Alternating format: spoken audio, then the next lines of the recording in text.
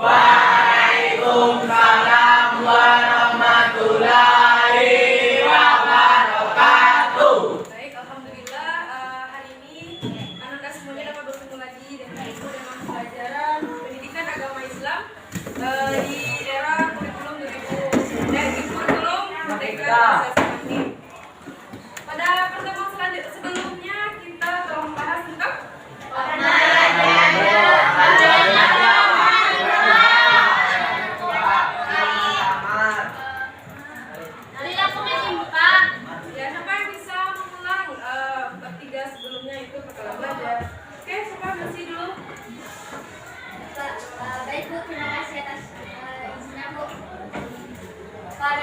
Pada pertemuan sebelumnya kita telah membahas mengenai perkelahian antar pelajar, minuman keras, dan narkoba. Perkelahian antar pelajar adalah suatu tindakan kekerasan atau agresi yang dilakukan oleh satu kelompok pelajar kepada kelompok pelajar lainnya, dengan tujuan untuk menghancurkan dan membuat pihak lain tidak berdaya, Bu. Oke, beri apresiasi. Selanjutnya materi kita pada hari ini bab 4 yaitu mengembangkan Islam,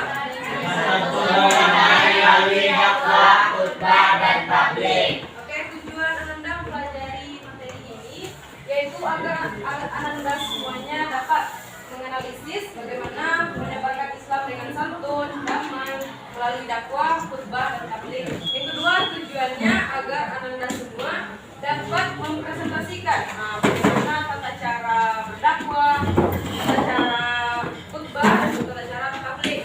Yang ketiga, tujuan Ananda mempelajari bab ini agar Ananda semuanya dapat mengaplikasikan atau menerapkan dalam kehidupan sehari-hari bagaimana seorang muslim itu berdakwah dan bagaimana dia mendakwahi dirinya sendiri.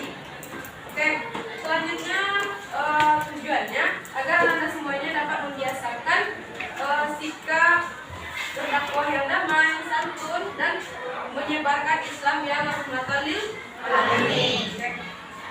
Lanjut pada pembahasan yang pertama, kita masuk kepada pengertian terlebih dahulu.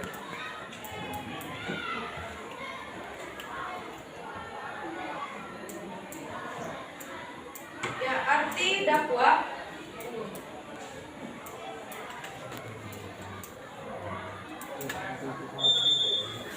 Dakwah berasal dari bahasa Arab.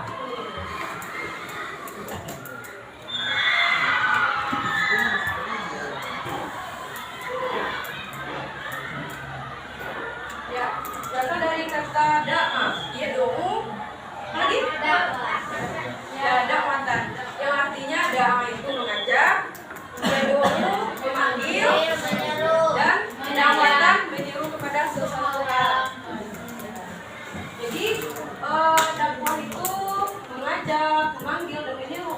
hal tertentu. Orang yang melakukan dakwah kalau laki-laki apa namanya? Dai. Ya, kalau perempuan? Daya. Ya, selanjutnya menurut istilah yaitu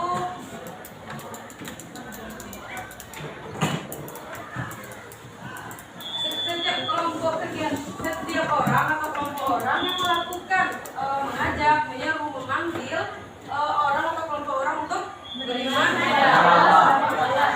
yaitu kegiatan mengajak orang ke jalan Allah secara lisan atau perbuatan untuk kemudian diamalkan dalam kehidupan sehari-hari agar mendapatkan kebahagiaan dunia dan akhirat. Yang ketiga, kegiatan mengajak orang-orang untuk mengembangkan ajaran Islam yaitu sesuai syariat Islam, sesuai Islam. Dan yang keempat itu seruan atau ajakan kepada keinsafan atau usaha untuk mengubah suatu kegiatan keadaan yang lebih baik lagi pada pribadi atau masyarakat. Selanjutnya jadi kita simpulkan semua bahwasanya dakwah itu kegiatan mengajak orang lain ya yang itu benar ajaran Islam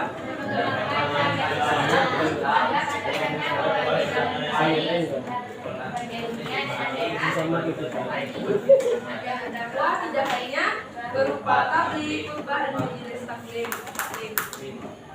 Selanjutnya dalil perlunya kita berdakwah. Kita diperintahkan Allah untuk berdakwah terdapat dalam Al-Quran surah Al-Imran ayat 104 yang berbunyi A'udzubillahi minasyaitonirrajim. Bismillahirrahmanirrahim. Wa takum minkum ummatan yad'una ilal khair wa ya'muruna bil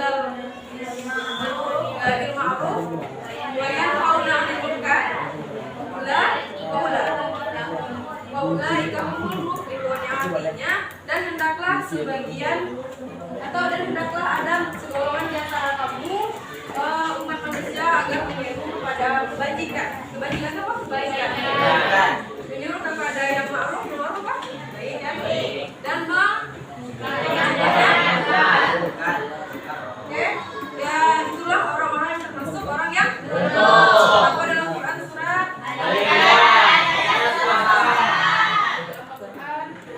Al-Imran ayat 104. Selanjutnya kita tuh dalam berdakwah itu tentunya punya adab. Yang pertama ada maizatul hasanah. Maizatul hasanah itu nasihat yang baik. Yang kedua hikmah. Hikmah di sini ucapan yang jelas, bijaksana, tegas. Mujadalah. Nah, ini siapa yang bilang diskusi itu tidak boleh? Diskusi itu boleh. Ya debat sama diskusi adalah tuh di sini maksudnya ini. Tapi kita tuh berdebat tentunya memiliki tujuan dan tidak hanya mengutamakan ego atau argumen kita sendiri gitu. Kita menghargai pendapat dari forum semua anggota debat kita. Selanjutnya dakwah melalui teladan atau uswatun hasanah. Apa tuh uswatun hasanah bisa kita teladani? Di uswatun hasanah ini kita tuh sebagai umat muslim teladan yang baik itu dari diri kita sendiri. Dakwah itu tidak hanya dengan ucapan kita saja, tapi dari kita contoh sebagai muslimah menggunakan hijab itu sudah bentuk dakwah, tidak harus berceramah gitu. Itu sudah bentuk dakwah kita, ya tindakan, bilhal gitu namanya. Apa namanya itu? Kejadian yang perbuatan nyata. Terus dalam Quran surat Al-Ahzab bahwasanya perempuan itu disuruh Allah mengulurkan jilbabnya, oke? Tidak dililitkan, oke? Paham? Sebagai uswatun hasanah di sini tentunya kita mendakwahi diri terlebih dahulu sesuai dengan perkataan kita. Kita mendakwahkan, tetapi kita sendiri yang terlebih dahulu mengamalkannya. Oke, paham? Lanjut.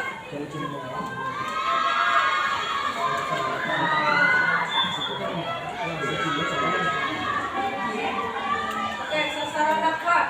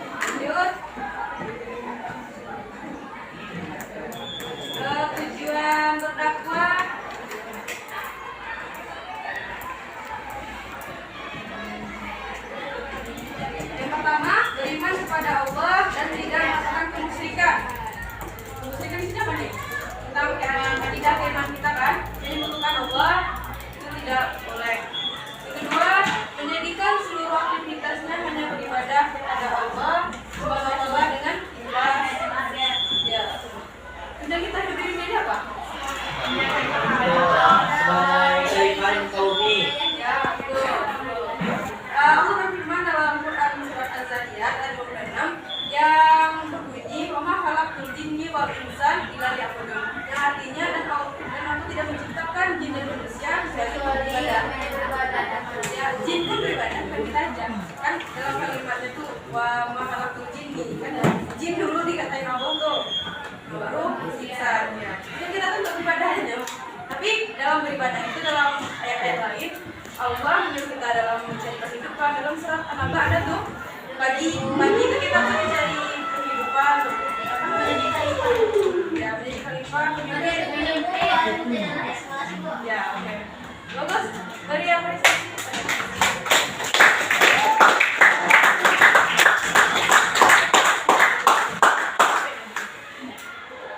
Jadi tujuan kita di dunia ini adalah beribadah sebenarnya, tapi dibarengi oleh Allah disuruh bekerja untuk makanan kita sehari-hari ini tuh terus kita harus bekerja seimbang antara dunia dan akhirat. Oke, lanjut. Syarat dan metode dakwah. Satunya kata yang ibu sampaikan tadi bahwasannya satunya kata dengan perbuatan ya. Memahami objek dakwah seperti objek dakwah di sini orang-orang yang mendengarkan dakwah kita gitu. Kalau kita berdakwah kepada anak kecil tentunya caranya lebih lemah lembut gitu, mengayomi gitu. Kalau sama orang dewasa otomatis caranya lebih sopan lagi gitu kan. Selanjutnya memiliki keberanian untuk berdasar namun bijaksana dalam berdakwah. Memiliki ketabahan ya. Kenapa harus sabar? Karena tidak semua yang kita sampaikan itu bisa diterima oleh seseorang dan memiliki kesabaran yang tinggi menghadapi segala tantangan. Seperti Nabi Muhammad, apa kata Zaki tadi Nazar? Bahwasanya Nabi Muhammad itu mengalami ya seperti dilempari, itu sangat. Kalau perbandingan kita berdakwah sekarang sama Nabi Muhammad lebih parah perjuangan Nabi Muhammad pada masa jahiliyah. Ya kan? Perempuan yang dibunuh, terakhir anak perempuannya dibunuh, kemudian disiksa hidup. Jadi dengan adanya Nabi Muhammad diutus oleh Allah sebagai nabi terakhir, dan inilah nasib kita sebagai seorang perempuan surga di bawah sangat diangkat derajatnya oleh Nabi Muhammad. Ya kan? Sudah dirasakan sekarang. Kalau masa zaman jahiliyah perempuan itu dijadikan ya diperjualbelikan gitu. Jadi hargailah perempuan. Oke? Karena sudah lagi itu. Oke, lanjut. Salah dan berikan apa? Menyadari dengan sepenuh hati tugas kita menyampaikan seperti yang disampaikan sebelumnya, mengajak tentang hasil berdasarkan kita tidak bisa memaksakan orang berubah. Nah, jadi usaha sana aja dulu. Paham? Lanjut. Selalu berdoa agar Allah memberikan ya sampai ini selesai. Lanjut. Metode dakwah. Luruskan niat, harus berniat kepada Allah dengan niat yang ikhlas.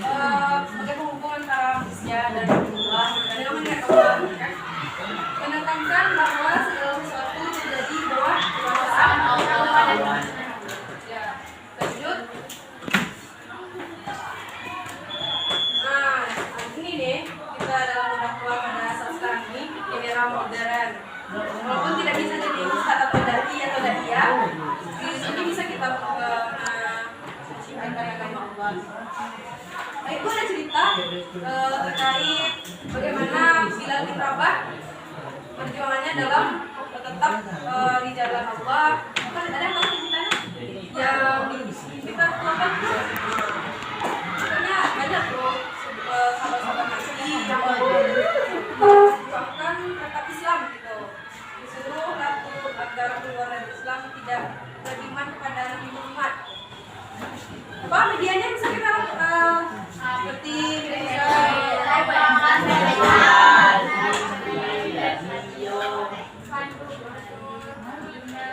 Oke, manajemen dakwah adalah berdakwah itu adalah manajemennya, ada pula cara kita manajemen bagaimana ya.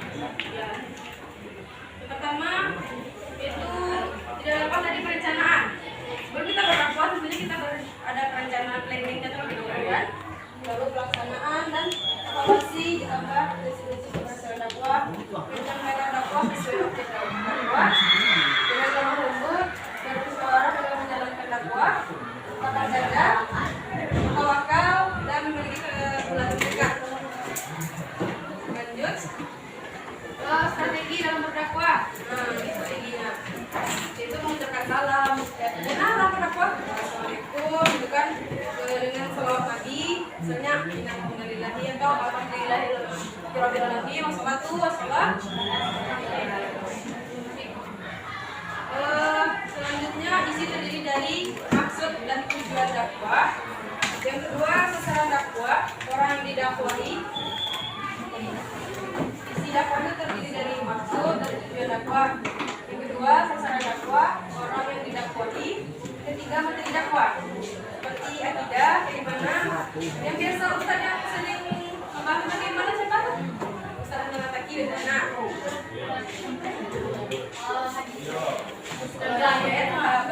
Ayatnya ke syariah, hukum Islam, akhlak, perilaku, dan muamalah hubungan sesama manusia. Itulah materi dakwah yang biasa disampaikan oleh para dai dan da'iyah. Oke, paham sampai di sini? Ada pertanyaan? Kalau tidak, kita lanjut. Kita diskusi. Enggak. Tidak, Bu. Nah, kuis. Baik, Bu. Ini kelompok boleh, kalau ada yang mau HP silahkan, tapi kalau nggak ada gunakan per kelompok aja. Kami klik kartu dulu.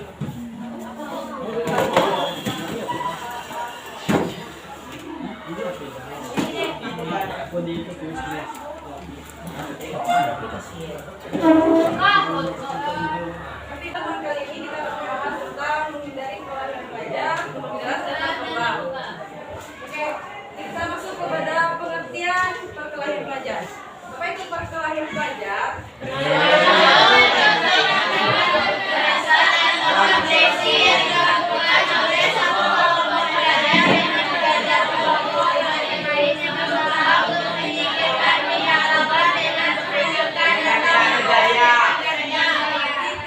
Kesimpulannya, perkelahian pelajar itu suatu tindakan kekerasan yang dilakukan oleh beberapa kelompok pelajar dengan tujuan menghancurkan menghancurkan pihak lawan atau membuat pihak di sini tidak berdaya. Oke, paham itu? Lanjut. Selanjutnya kita masuk kepada faktor. Kenapa perkelahian pelajar itu ada? Faktornya pertama ada dikarenakan disebabkan faktor individu atau orang sendiri. Yang kedua adanya karena disebabkan faktor lingkungan. Yang ketiga karena tekanan masyarakat. Yang keempat disebabkan pergaulan. Yang kelima labeling orang gitu. Yang keenam perkelahian pelajar disebabkan karena lagi radikal dibanding perempuan. Oke, paham? Selanjutnya kita bahas dalil tentang minum khamar. Kita masuk kepada minum khamar. Apa itu minum khamar?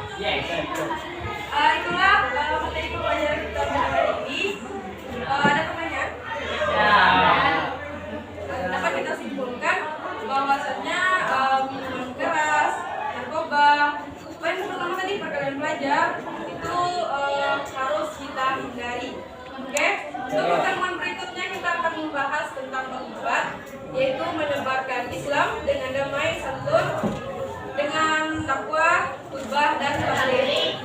Oke, sekian pembelajaran kita pada hari ini. Ibu ucapkan wassalamualaikum warahmatullahi wabarakatuh.